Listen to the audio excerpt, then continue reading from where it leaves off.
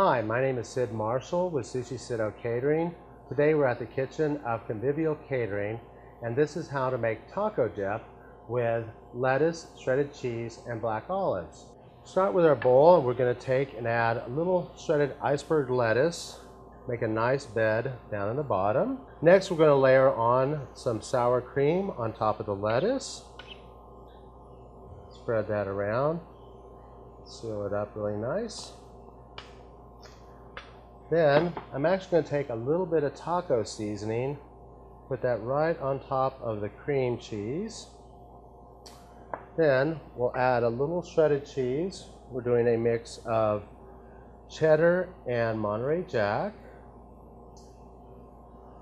Then we'll do a little layer of some chopped tomato, a little black beans, a little bit more there. Do some taco meat. This is making a really nice layered.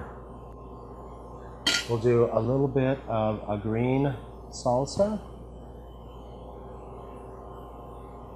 on top of the ground beef. We will add a few chopped green chilies, a few black olives,